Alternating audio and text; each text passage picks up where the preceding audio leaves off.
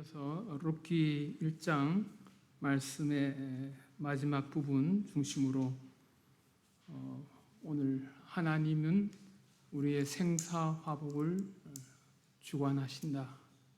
여호와 하나님은 우리의 삶과 죽음 또 화와 복을 주시는 파워를 가지고 계신 전능자 하나님이시다라는 제목으로 말씀을 나누고자 합니다.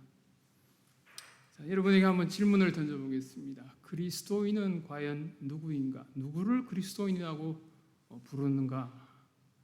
여러 가지 답변이 가능할 거예요. 여러분 대답 안 하셔도 됩니다. 그리스도인, 그리스도와 연결짓기가 된 사람이 그리스도인이에요.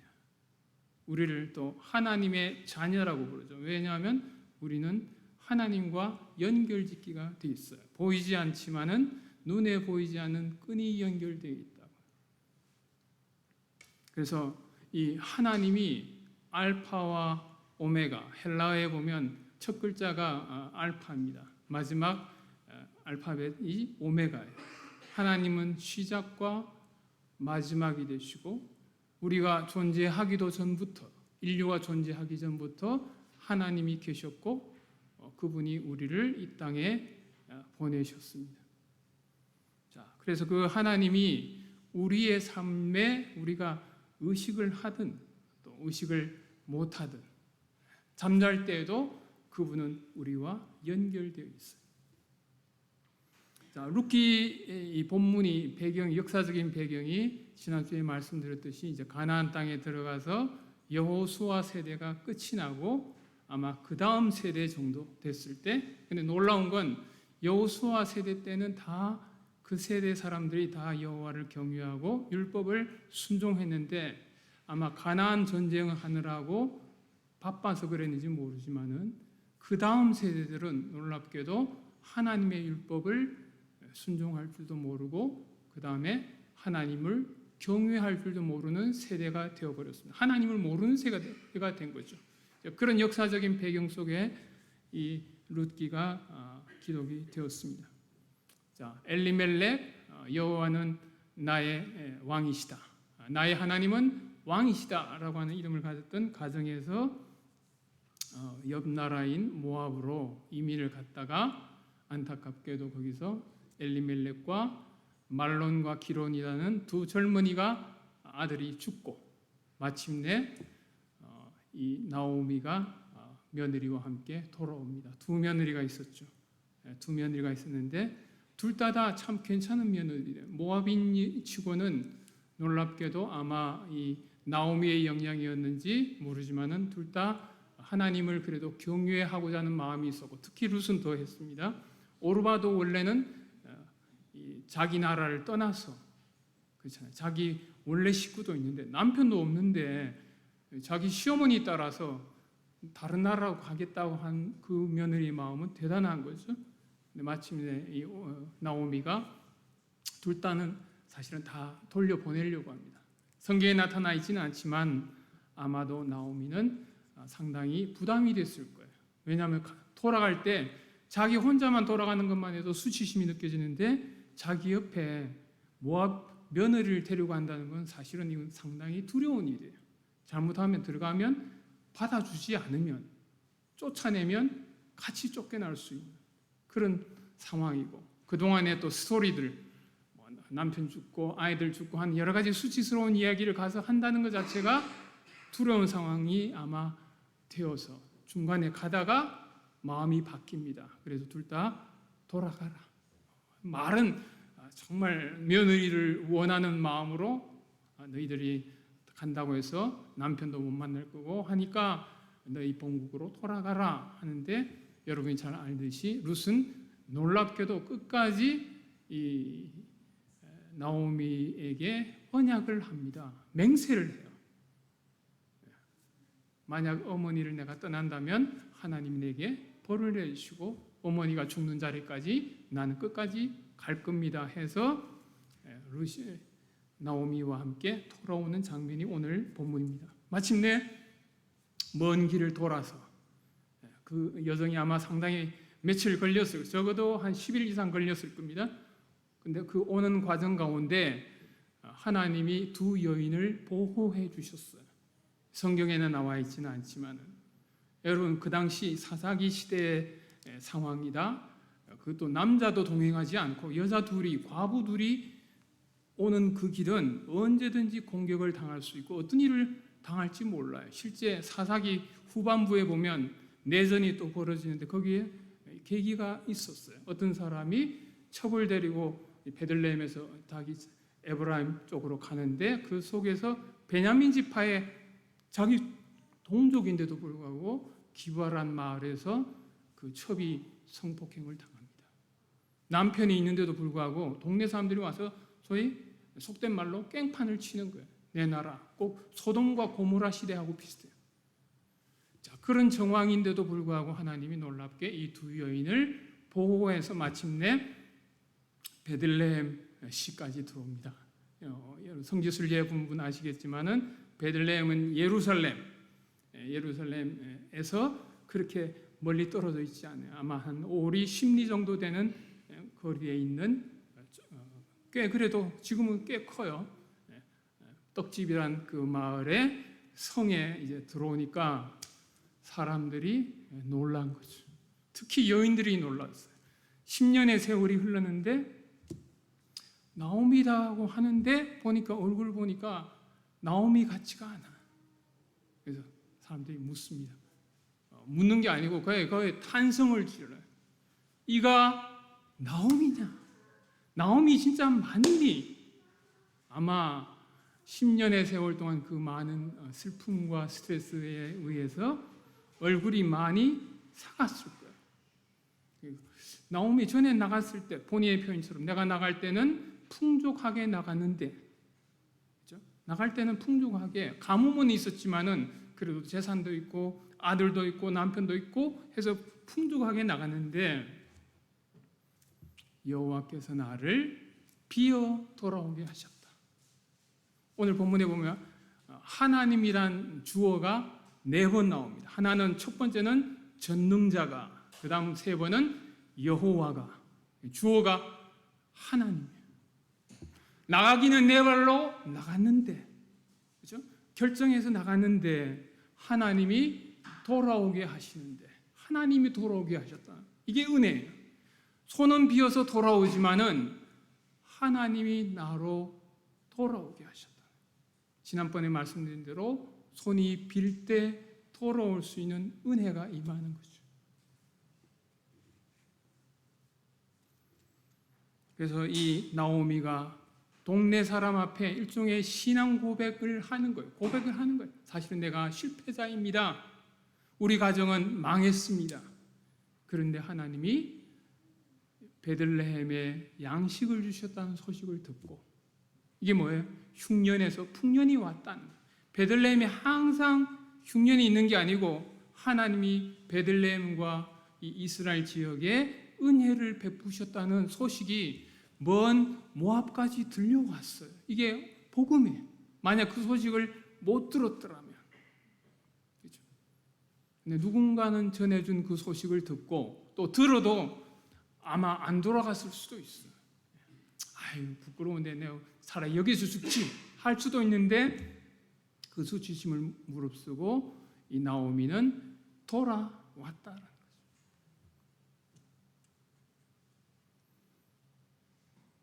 거죠. 흥미로운 건 이 사사 시대가 시작됐던 이 나오미의 사건하고 사사 시대가 종결되는 사무엘이 등장하는 시기에 또 여인이 하나 있어요. 그 사람의 이름이 사무엘의 엄마인 한나예요. 이 한나도 보면 아버지, 그러니까 자기 남편 밑에 한나도 있고 그 다음에 브닌나라고 하는 또 다른 여자가 있어요. 그러니까 벌써 시대가 와이프가 2 이상 되는 시대가, 이게 하나님의 말씀을 제대로 순종을 못하는 거죠. 자, 그 가정에 갈등이 있고 특히 매년 하나님 앞에 제사를 드리러 갈 때 브닌나는 흥미롭게도 자식이 많아요. 이게 참 아이러니예요.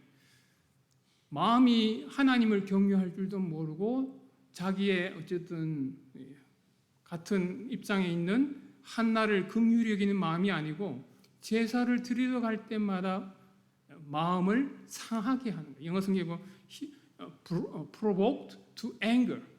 화를 자꾸 부추겨. 어디 마귀가 하는 거죠. 꼭 제사 드릴 때만 되면 화를 내게끔 하는. 마음이 상하는 거죠. 남편은 이 한나에게 그 제물 제사 드린 다음에 이제 먹어요. 고기도 먹고 하는데 제물에 갑절을 줘요. 근데 한나는 마음이 우울하니까 못 먹는 거죠. 그게 이제 매년 일어나는데 거기도 똑같은 표현이 나와요. 하나님이 한나의 태를 닫으셨다는 거예요. 놀랍게도 같이 사는데 같은 남편 밑에 한 여자에게는 계속 자녀가 생기는데 놀랍게도 한나에게는 태를 하나님이 닫으셨어요.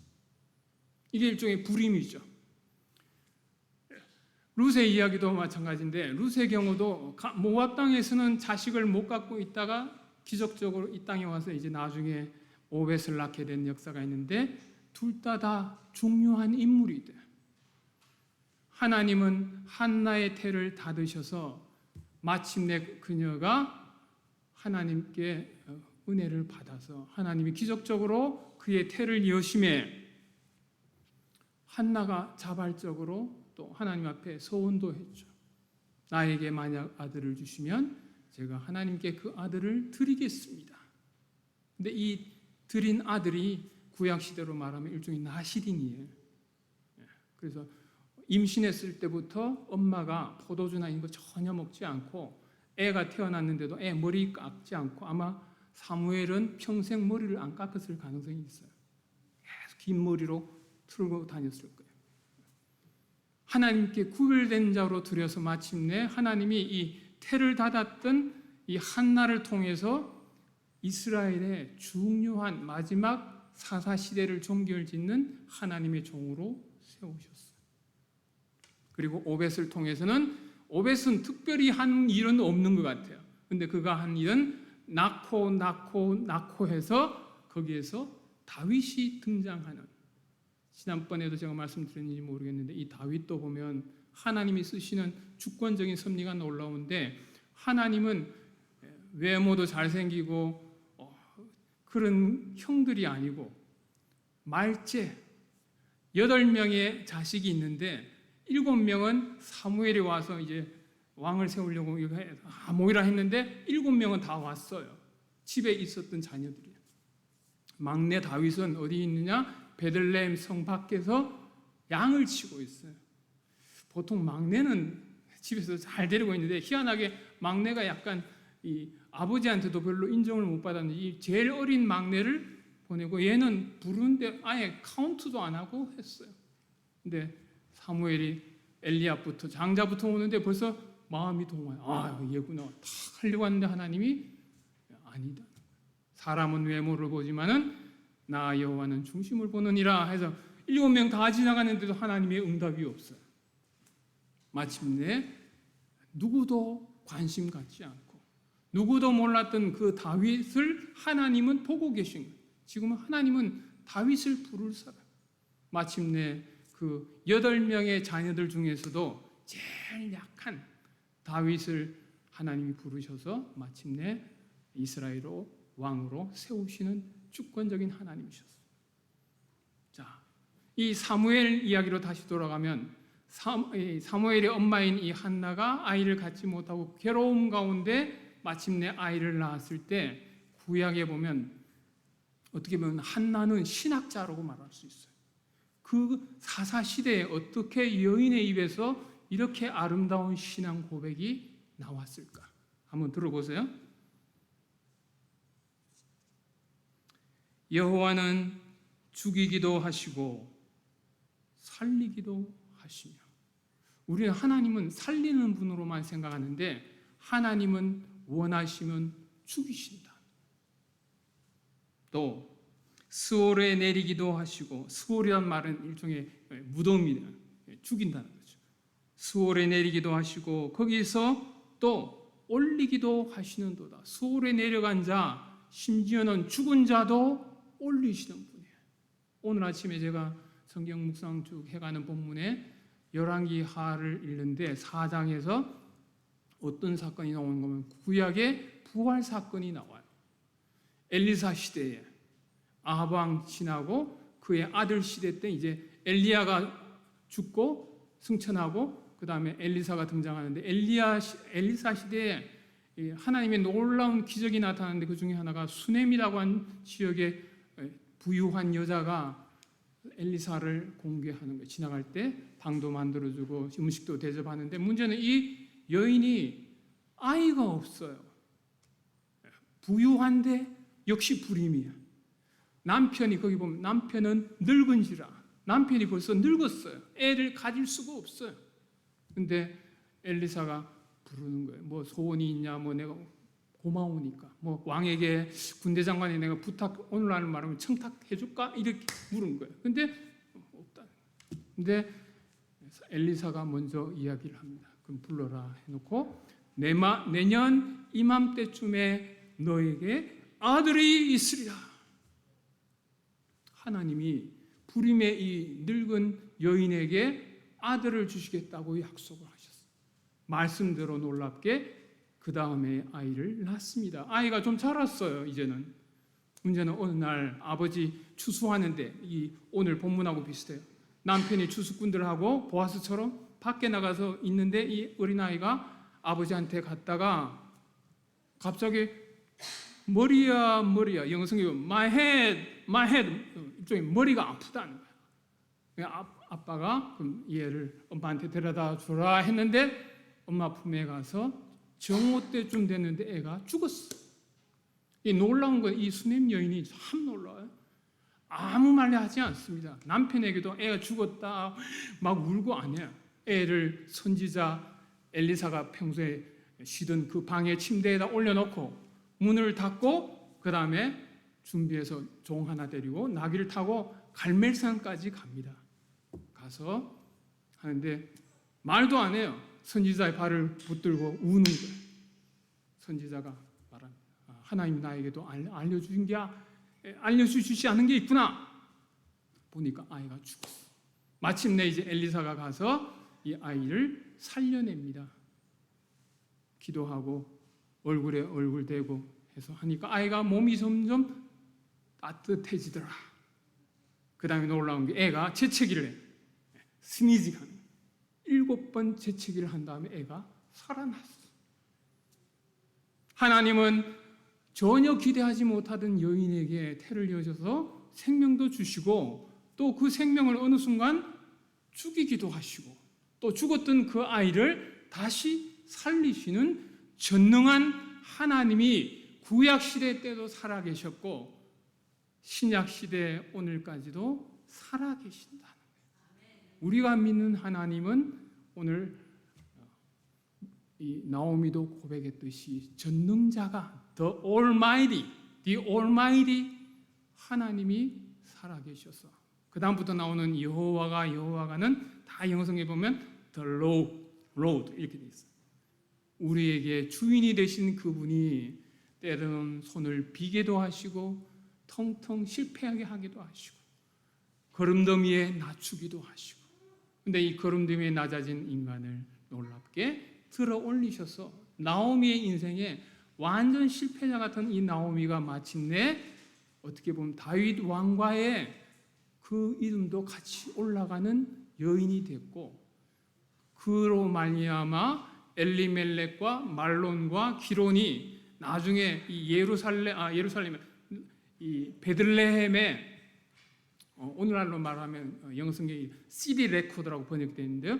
그 마을의 동네 사람들의 그 기록부에 다 이름이 다시 올라갑니다. 이스라엘 사람들에게 이게 족보가 굉장히 중요해요. 우리도 족보 중요하잖아요. 그 족보에 죽었던 모압 땅에서 죽었던 엘리멜렉과 말론, 기론의 이름이 누구를 통해서 올라가느냐? 보아스, 이 구속자가 되는 영어성에 보면 킨스맨 리디머라고 되어 있어요. 친족이면서도 살 수 있는 사람. 그렇죠? 여러분 밭을 어느 사람이 나중에 나오지만은 밭을 파는데 누가 살 수 있느냐? 아무도 못 사요. 혈연으로 연결된 친족만이 살 수 있어요. 돈을 지불하고 그 사대 자기 이름으로 사는 게 아니고 죽은 사람 그 사람의 이름으로 사주는 거예요. 이게 하나님의 은혜죠. 신약으로 말하면 결국 이제 이 리디머가 예수 그리스도예요. 예수 그리스도가 핏값으로 우리를 지불하시고 우리를 하나님의 자녀로 입양해서 그 하나님의 족보에다가 우리 이름이 올라가도록 해주는 거죠. 자, 하나님은 오늘 본문에 보면 나오미가 대답을 합니다. 나를 나오미라고 더 이상 부르지 마. 자기가 새로운 이름을 하나 지었어요. Call me 마라. 마라. 한국에 가면 중국에서 온 탕 중에 마라탕이라고 있어요. 마라탕. 그 같은 비슷한 발음인데 약간 씁쓸하고 막 좀 그런 탕이에요. 마라탕. 마라란 말은 쓰다는 말이에요. 여러분 마라 하면 똑같은 이름이 구약에 나오는데 광야에서 이스라엘 백성들이 나와서 처음으로 물이 떨어졌을 때 물을 발견했는데 마시려고 보니까 물을 마실 수가 없어요. 그래서 그 이름을 마라라 불렀어요. 쓴 물, 먹으면 죽을 수도 있는 물. 근데 놀라운 건 그 마라가 하나님이 여호와가 지정한 어떤 나무를 가진지 모르지만 그 지정한 나무를 집어다가 그 물에 던지라 하니까 그 마라의 물이 chemically changed. 화학적으로 변화가 일어나요. 놀라운 일이에요. 물이 포도주로 바뀌듯이 놀랍게 그 쓴 물이 단물이 되어서 먹을 수 있는 물로 바뀌는 역사가 구약에 있었어요. 나오미는 자기가 생각할 때 내 인생은 이제 마라다라고 생각했지만은 하나님은 놀랍게 그 마라 인생을 또 다시 회복시키셔서 룻기 4장에 가면 마침내 나오미가 손자를 품에 안습니다. 이 기적이에요. 나오미는 생각지도 못했어. 자기 며느리에게 이야기했어요. 내가 오늘 밤에 설령 남편을 둔다 하더라도 어떻게 내가 애를 낳을 수 있겠냐. 설령 낳는다 하더라도 너희들이 그 아이들 클 때까지 어떻게 기다리겠니? 우리의 생각으로는 그럴 수밖에 없는데 beyond our understanding, 우리의 생각을 넘어서는 하나님의 방식으로 나오미가 기적적으로 손자를 품에 안고 그를 양육하는 엄마가 돼요. 놀라운 역사죠.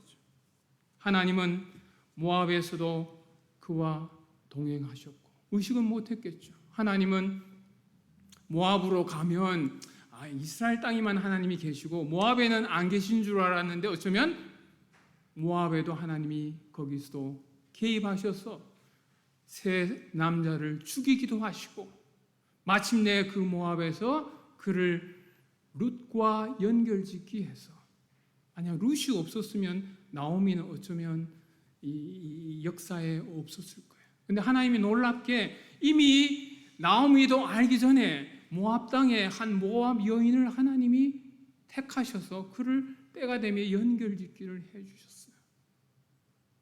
그 이야기하니까 생각나는 게 엘리야 시대 때도 보면 이방 여인인데 이 엘리야가 피신을 하는데 이방 지역으로 피신을 합니다. 거기에 과부 한 사람인데 그를 통해서 하나님이 떡과 기름이 끊어지지 않는 역사를 일으키시고 그를 공개하도록 하셨어요. 예수님께서 그런 말씀하셨어요. 이스라엘 지역에도 그때 과부들이 많이 있었는데 하나님은 그들을 쓰지 않고 이방에 있는 한 과부를 예비하셔서 엘리야를 살리시고 그의 가정을 살리셨다. 하나님은 모압으로도 가시고 모압에도 사실 가신 게 아니고 이미 거기 와 계신 거죠. 그 모압에서 다시 돌아옵니다.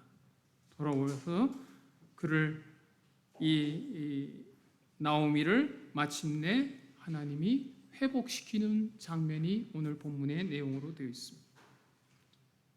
마지막 절이 재미있어요. 그들이 보리 추수 시작할 때에 베들레헴에 이르렀더라. 딱 왔는데 추수기가 딱 된 거예요. 어쩌면 이 엘리멜렉은 살려고 갔고 하나님의 눈을 피해서 갔고 율법을 불순종하고 갔는데 이 이야기가 어쩌면 이 요나 선지자의 이야기하고도 닮아 있습니다. 요나는 하나님의 말씀을 듣고 아수르의 복음을 전해야 되었죠. 근데 이 니느웨로 가지 않고 니누에하고는 정반대 방향, 멀리 있는 다시스라는 곳으로 가는 배를 탔습니다. 이것도 참 희한해요. 딱 갔는데 딱 마침, 오늘 본문에 보면 마침이라는 표현이 나오는데 희한하게 이거 하나님의 인도하심인가 할 정도로 딱 가는 다시스로 출항하는 배가 딱 기도해 있는 거예요. 배값을 주고 탔습니다. 자, 가는데 문제는 하나님이 요나를 추격하시는 거죠.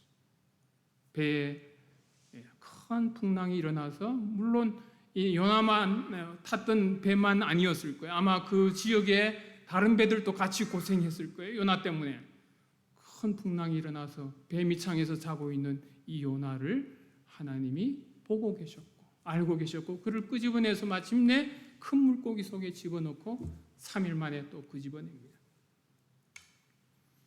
자, 하나님은 높이기도 하시고 낮추기도 하시고 또 실패한 자를 다시 회복시켜서 사용하시는, 오늘 나오미도 일종의 실패자예요.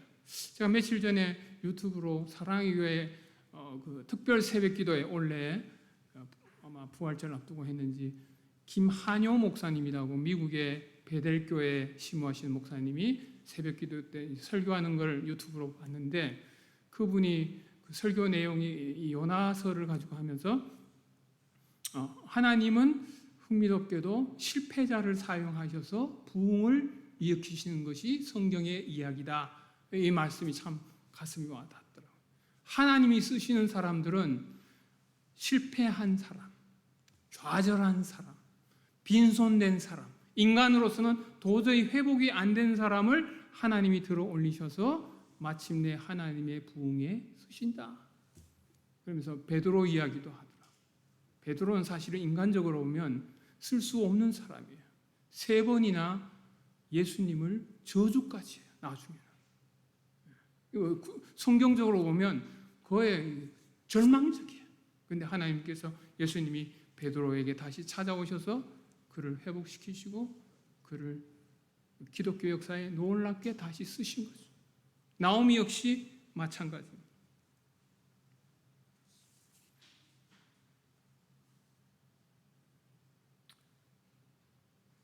하나님은 우리의 생사 화복을 주장하십니다. 우리는 어려운 일이 있을 때 때로는 이해가 안 될 때도 있고 물론 이해할 수 없는 그런 죽음도 있어요.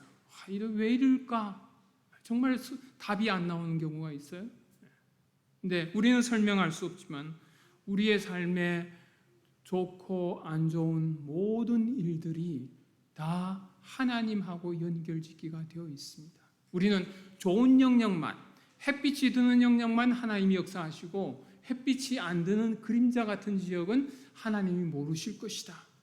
밝은 때, 어두울 때는 하나님은 아마 모르실 거야.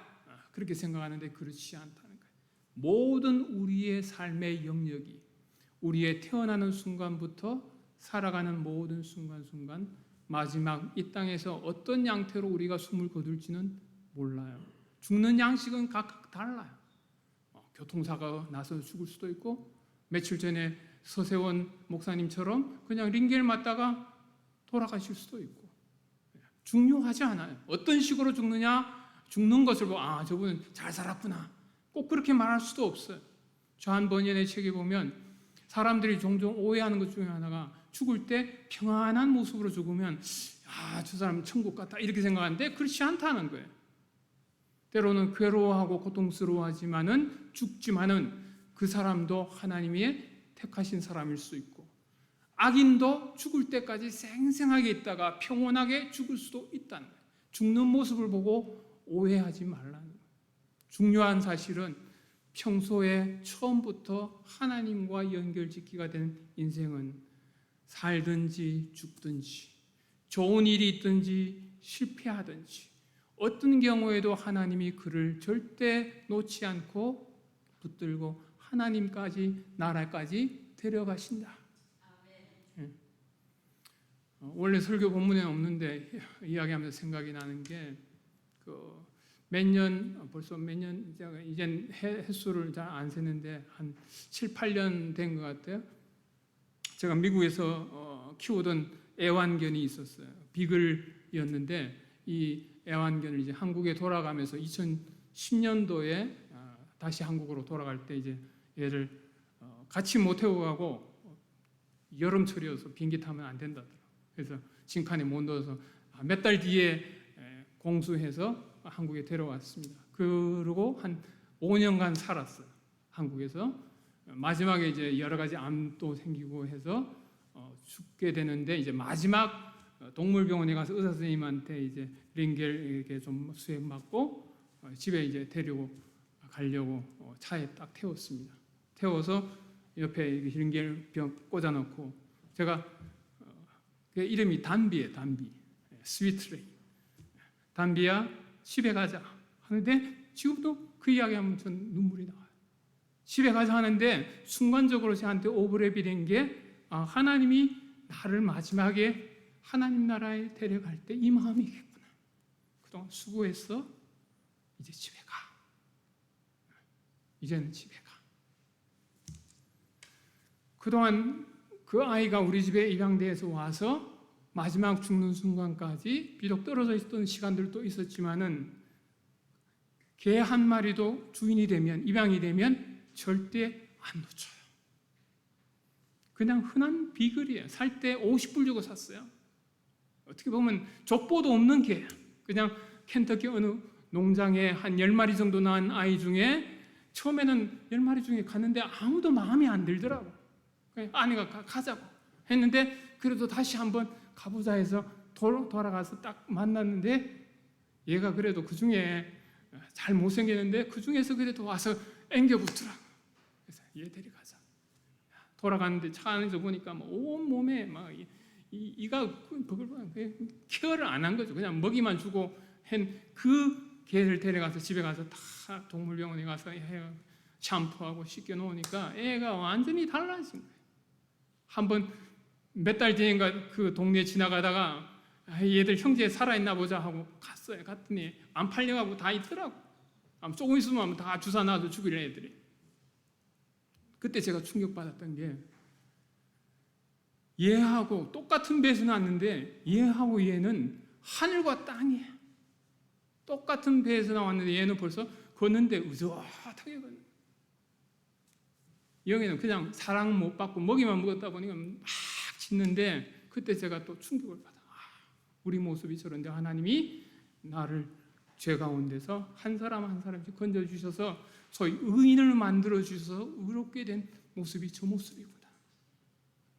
여러분 육신의 사람도 자기가 집에서 입양해서 키우는 개를 끝까지 포기하지 않고 죽을 때까지 마지막 장례식도 해줬어요. 한국엔 장례식장이 있어요.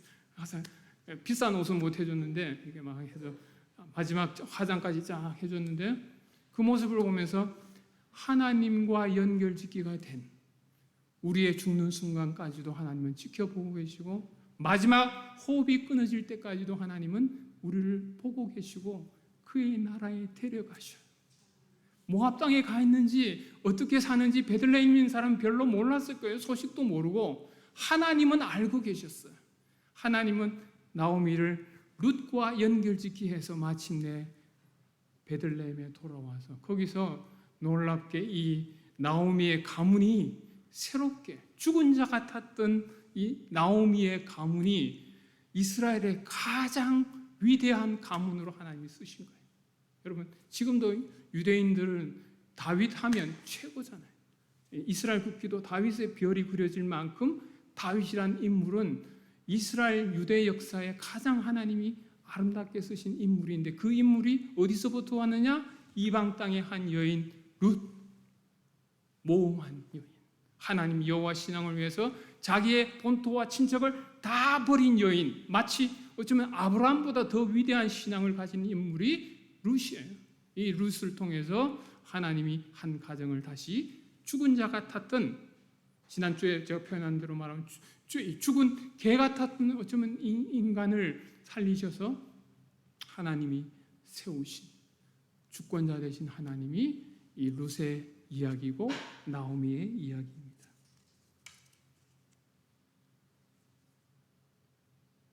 우리가 잘 아는 말씀 신약에 보면 로마서 8장 28절에 이 말씀은 아무리 강조해도 지나치지 않는 말씀.